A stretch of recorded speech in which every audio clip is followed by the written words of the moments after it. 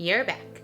And this is BuzzChomp, home of fitness and entertainment. We're talking movies coming out this year. This is another preview, Dr. Sleep. I'm Mandy. I'm Dan. Subscribe to BuzzChomp. Woo! For those of you that don't know, Dr. Sleep is the sequel to The Shining.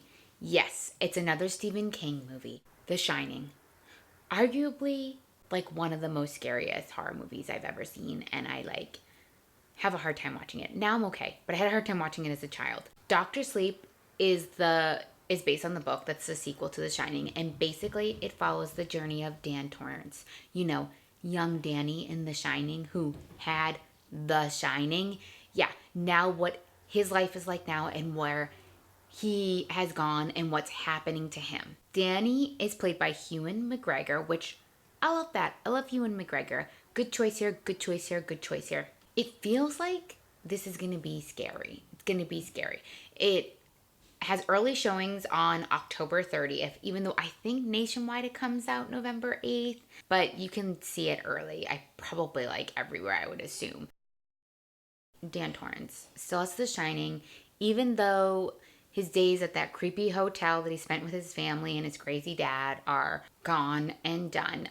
A lot of that sticks with him, and because he has The Shining, he still sees those creatures and those spirits, and they're still with him. He has that connection. He also has what his dad Jack has, is an alcoholic, and battles those demons. So Dan moves to this town in New Hampshire, of course, because it's got to be New England. We're a Stephen King novel here. Joins an AA community, starts working at a hospital with children that also have The Shining. And he starts kind of forming this bond with them. I like that. So far, I like that. I like seeing what happens to a character when they grow older, especially one that was so interesting and dynamic and perplexing as Danny in The Shining. So Dan meets a young girl who has similar powers to him, and basically there's this weird group of people called the True Knot that are trying to immortal but what they do is they suck the life force out of these children that have this supernatural connection, and that allows them to live on and be immortal.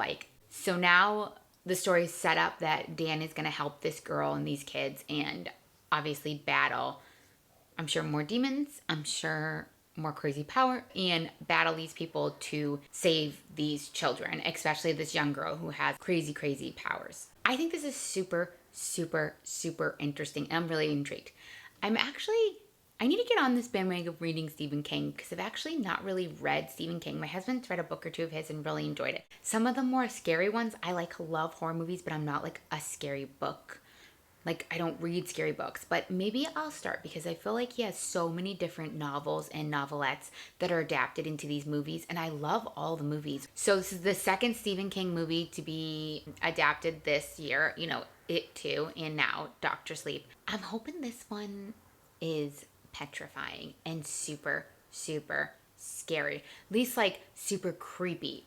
I thought It Too was really good, but I talked about the different things, the good, bad, and the ugly here. I really like The Shining now, but growing up I was no to The Shining. I had friends that were obsessed with it, and I was nope. And that was because it scared me to the bone. But apparently Stephen King doesn't like Stanley Kubrick's version of The Shining, but the director of this movie was okay, hey, that's the most famous version. I guess I didn't know that Stephen King directed his own version of The Shining, which I'm going to have to find and see and let you guys know about. So he was saying since that's the more famous version of The Shining and people know it, they took things directly from that movie for Dr. Sleep, which makes sense and all of that. But I love stories that kind of involve the little, the kids aspect of it. So I'm super excited to see how there's a little girl in it. In the trailer, she looks really awesome. Jacob Tremblay's in it. I'm assuming he's playing one of the kids. I don't know. I love Jacob Tremblay. I think he's awesome. So I'm super intrigued to see how he fits into this story. And unless I'm wondering if he plays the young version of Danny. I'm intrigued on that one. So I'm hoping this one ranks up there with the fabulous ones of Stephen King and is going to be a great and awesome scare fest. but like creepy because it brings in the supernatural and it brings in the unknown and it brings in the children and it brings in these people that are trying to take like the souls of the life force of these children. I'm Mandy. Subscribe to BuzzChomp for more of our fitness and entertainment. Share with me. Let me know what you all think. Yeah, kids. Yeah.